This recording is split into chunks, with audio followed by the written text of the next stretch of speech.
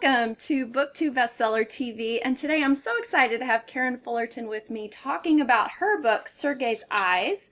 And let me just give you a quick bio of Karen. She is the founder and CEO of the Sergei Foundation, a nonprofit organization founded in 2009 to help lower-income families obtain emergency veterinary care for their pet. I love this purpose. It's fantastic. Prior to that, she was a strategic marketing professional, having worked at both the University of Michigan and General Growth Properties. Obtaining her MBA from Gardner-Webb University, Karen teaches higher education business courses as an adjunct professor and is a Reiki Master / teacher. So we're going to talk about that too, because that is fascinating. Sergei's Eyes is Karen's first book. Her love for pets, especially her Siberian Husky, inspired her writing. Sergei is the dog, the namesake, and the reason behind the formation of the Sergei Foundation in 2009. Her varied soul lessons and life experiences in corporate business, education, and Reiki have all finally come together to fulfill her passion of being of service to others, both in her nonprofit work and now through her writing. As an author, she hopes to encourage her readers to see their lives from a new viewpoint, to realize they are not alone, to heal and inspire them in the direction of their dreams. So Karen, you and I worked together to get Sergei's Eyes ready for publication, and I don't know if I ever told you, but I used to be deathly afraid of dogs because I was bitten one time when I was jogging. So I ran, my daughter, she found a dog, she found a puppy and brought the puppy into our home. And so I was always very nervous about the puppy, but Mabel, the puppy, brought me out of that fear and anxiety. And so now I have a love for dogs again. So I understand what it feels like to have a one special pet who inspires you, who you really have a connection to. So tell me about Sergei, and tell me about your journey with Sergei and why you wrote the book.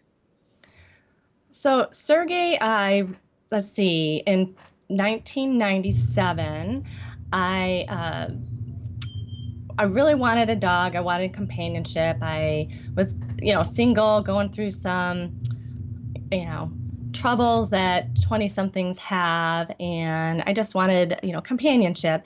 And I saw an ad just in the newspaper, and I had no idea what a red and white husky was. I'm like, red and white? The only dog I know of is red is an Irish setter, So I went to look right at this puppy, and that's just you can't just do that with that little ball of fur. So, so that's I named him Sergei because right at that time, it was in the Detroit, Michigan area, and the Detroit Red Wings had just won the Stanley Cup, and I don't remember how many years it had been. And so I kept hearing the name Sergei Fedorov, obviously on the radio, and when I was trying to think of a good name, Siberian, red and white, it just all came together. So I had Sergei, he was my companion. I call him my rock because it's just the energy that he had, even, as a puppy. It's like he kind of took control of the relationship with me and really gave me the foundation that I needed at that time. And so for about 8 years, we were, together alone. And I had met my now husband at that time, and things kind of took a transition. It was almost like, and I think I put this in my book, at that time, he knew that someone else was going to be that role for me and my rock and my foundation. And it seemed like he started to have health issues. And so for the next 3 years, we managed those. I had some knee surgeries, had diabetes and whatnot. But ultimately, when he passed away, I always, I guess in my head, wished for, and, whenever you go, I just hope I find you, peacefully asleep. And that's not how it happened. But again, looking back, I really don't think I would have liked that, because now knowing myself, I would have freaked out, right? And what would I have done? And I could have saved him had I known something was wrong. So it was kind of a long process, and I won't get into all of that here, but over a week's time, and he was seizuring, and it came to the point where, we had to, I finally left at 10:30 at night to the ER vet because I just couldn't, I knew he was suffering. And I was devastated. Obviously, this is my companion, my son. I would buy him birthday cards, had a birthday party more than once for him, at my house. And it just got me to thinking, if I feel this way, this guilty, when, we did pretty much all that we could, really for realistically, trying to save him or cure him, how must those people feel that have issues or are faced with losing a pet when there is a cure and, it is a younger dog and it's just financial means, and they've done all that they can. And the dog or cat, right? We've had, I was going to say swallowed a corn cob. Well, a cat won't swallow a corn cob, but, they've have intestinal blockages and as well as other things, and then they can't save them. So I very much founded the Sergei Foundation on helping people just as much as obviously curing or treating the pet.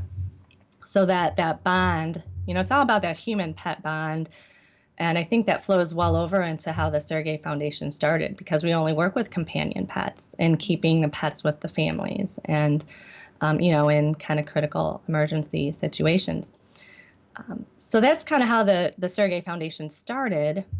And then I guess how I went into writing my book, I wanted to honor him. I wanted to honor our relationship. And I knew that I had gone through some tough emotional times. Some people, our life journeys are very different. Some people have physical, obstacles to go through. And I mean, we all have our different paths. And I felt like mine was more emotional. And for some reason, I always discounted that. Well, that's nothing. What about that person who is going through this issue? Or like my mother who, ended up passing away from cancer and a hard road that she went through with that. And I felt like I wasn't worthy to tell a story, so to speak. And I sat on it for about 5 years. And it wasn't until I heard somebody speak about, and I write this in the preface of my book, a Me Too moment, that it doesn't matter how important you feel your story is that connection. It could be something, silly with a friend of liking, the same movie, and you have that connection, right? Oh my gosh, I love that too. It's that Me Too moment. And it made me realize, like, wow, that's so true. So my moments will connect with other people who are going through, similar trials and similar things. And that actually gave me the motivation to write my book. And so it's a series of 14 short vignettes, I guess I call them, about my past memories with Sergei and kind of tying into my life challenges at the time. And ultimately now, looking back in reflection, like the title states, that they were really learning lessons. And he was my partner and my teacher in more ways than I ever really knew. And I really feel like pets are earth angels for us and do that for us if we just, kind of are attuned and look for it. Oh, I love that. I can see it, even just being a pet grandma. This particular dog has bonded. We've bonded. I love this little dog. It's crazy.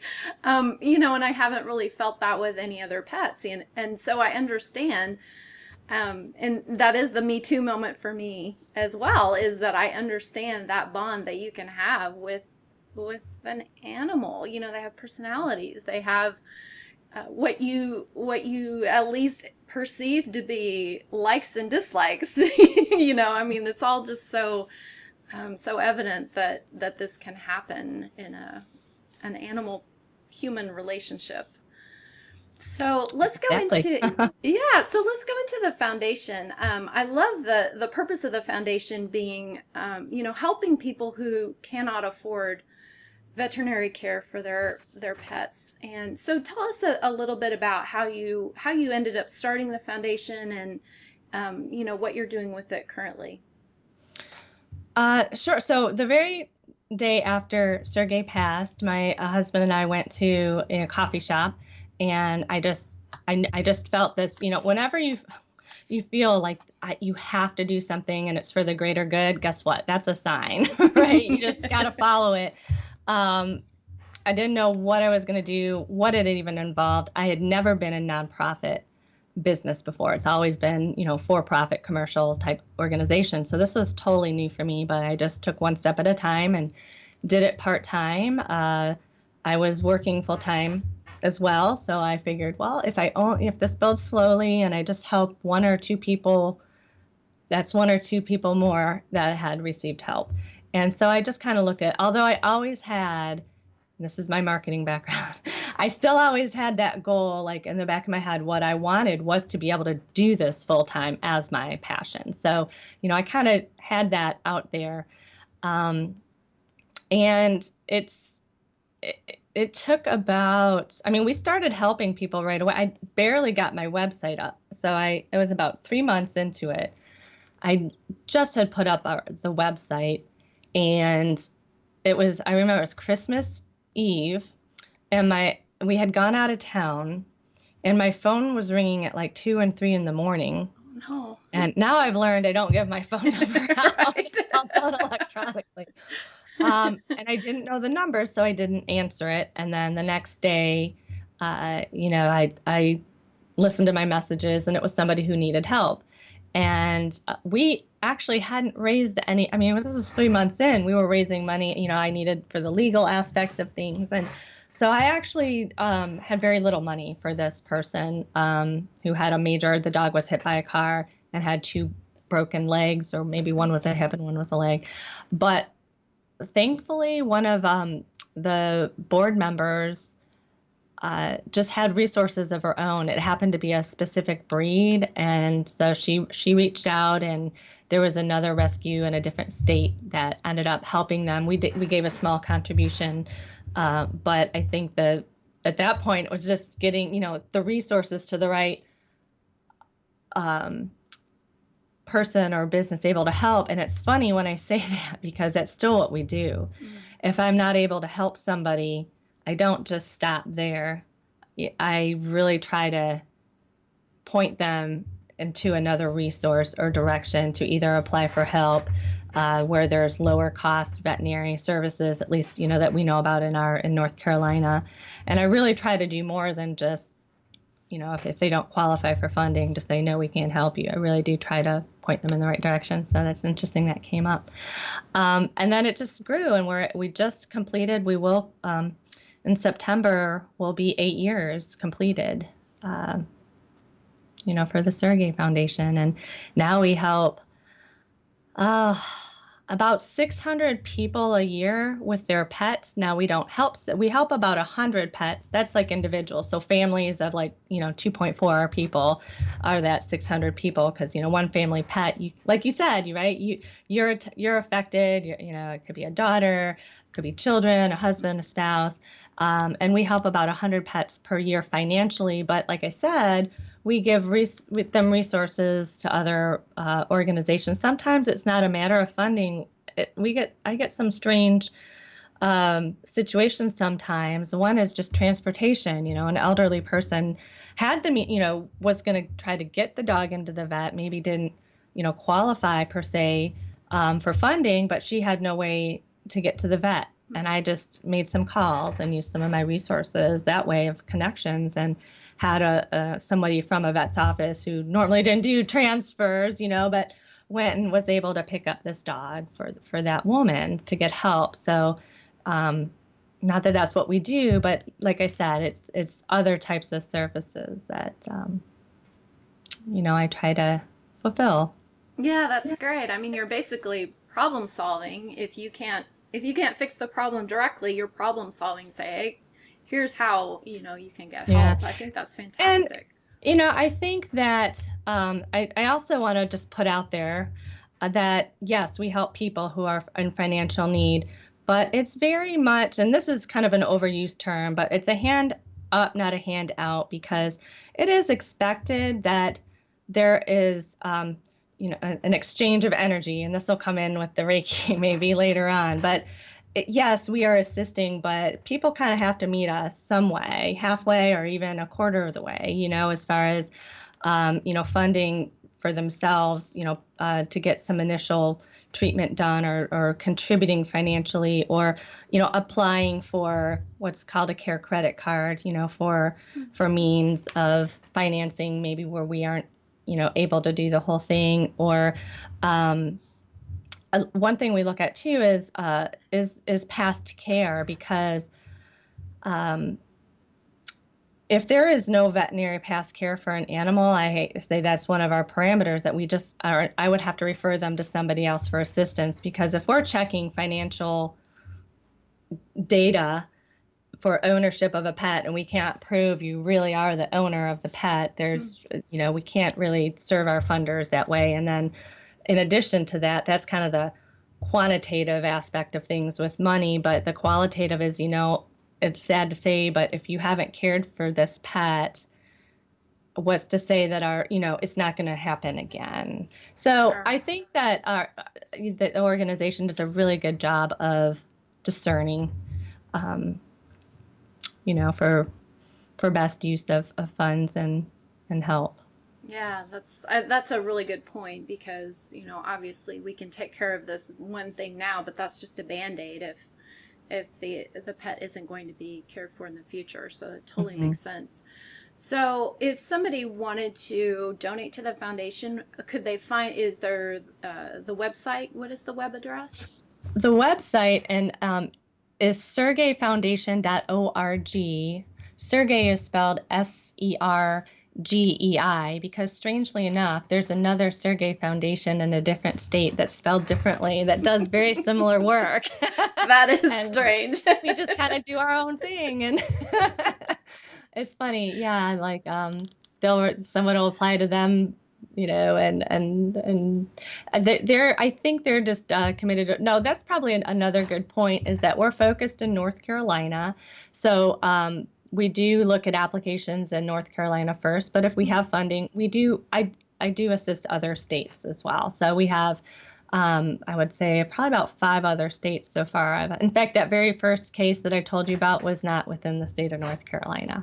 So, it all just depends on the severity of the situation. We'll help without, limiting the boundaries. Gotcha. So anyway, so donations can be made online. And we have a post office address there too, in case people feel more comfortable submitting a check instead of doing an online transaction. Okay, good deal. Okay, so I wanted to ask you about the event that you put together in May. Can you tell us a little more about that?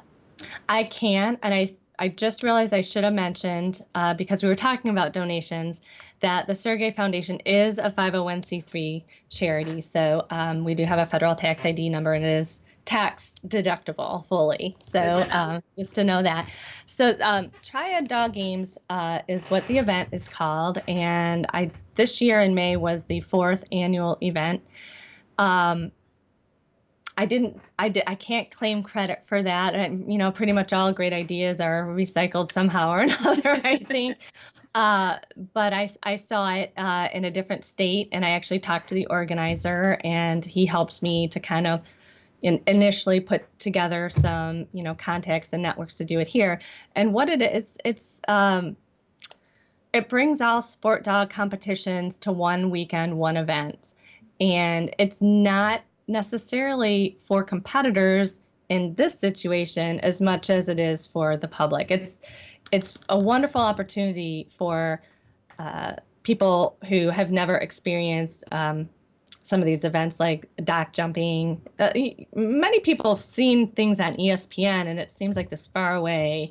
Wow, where do they do that? So it's dock jumping into like a 20,000-gallon pool. These dogs jump in. It's kind of like a distance or height competition.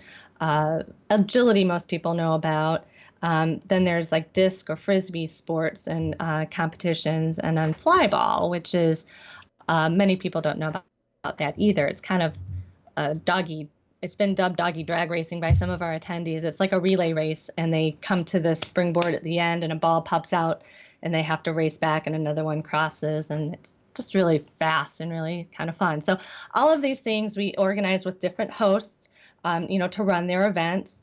And there's obviously people can compete, But for the most part, people come and bring their dogs and watch these amazing dog athletes and, just have some fun and support, obviously, our cause. So that's a fundraising event for us. Oh, that's fantastic. It sounds like a lot of fun just to get to see all of that, kind of like the X Games of dogs. It is. And I mean, if anyone listening is interested to see, I have some photos and videos. There is a separate website for that, and that is Triad, TRIAD, doggames.com. Gotcha. So there's some past event information and interviews and things up there. Gotcha. Very cool. Okay, so you alluded to this, and it's also in your bio, but the whole concept of Reiki.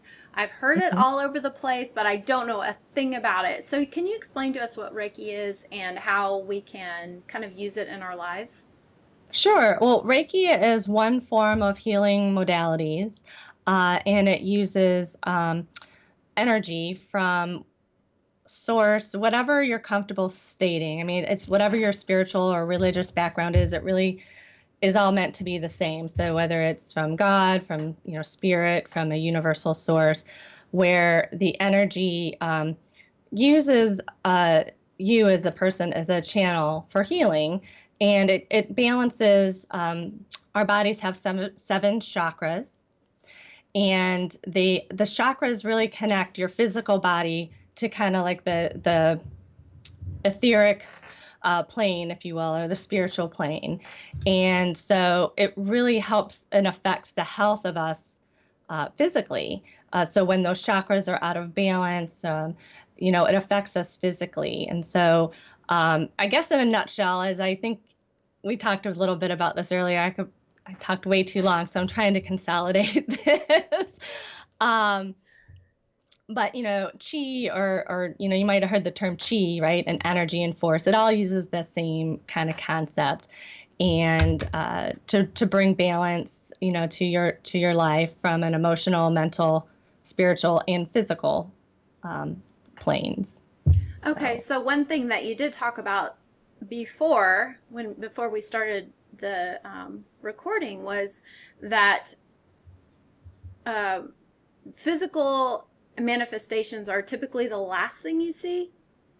Yes, when somebody has a physical ailment or a physical illness, it's normally a result of discord or imbalance in those other planes that I spoke about. So either, mental or emotional or spiritual. And I'll use the example I gave to you, which is my own example. I had some teeth issues, and not super bad, but it's been recommended for a root canal. And I really don't want to do one again because I have not had luck with them in the past.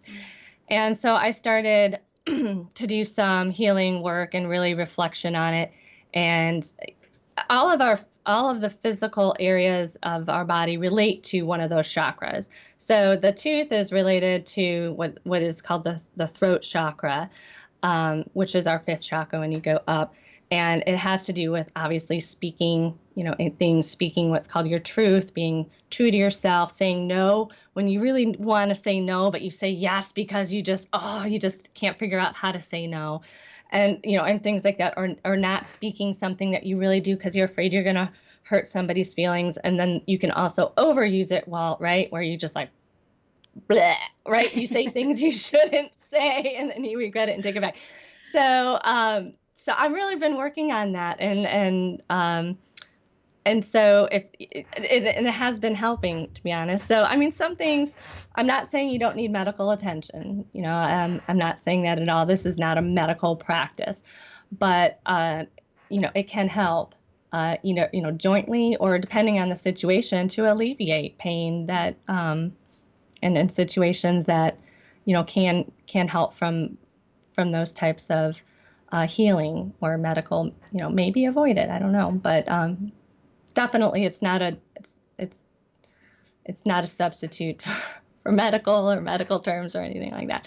But so what, and it's a process. I think I compared it to an onion, right? So you kind of peel away a layer and you think, it's like you think you're healed or you're doing better, and it raises something else up, right? And something from your past. And that's surprisingly tied to my book, because a lot of the instances that I had, with problems in jobs and job, hunting I had some issues with relationships in my life and things just not working out. And, that actually all kind of ties in to finding out why and creating harmony more in those areas from an energetic standpoint, whether it's Reiki or another modality.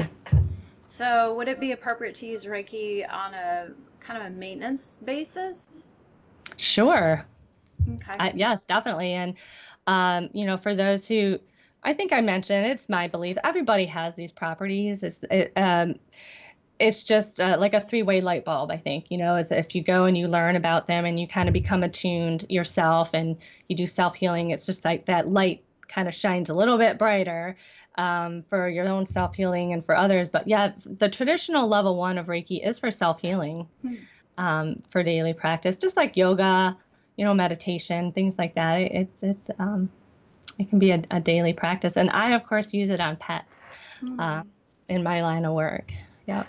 Oh, that's really interesting. Okay, you got to tell me at least one story related to that.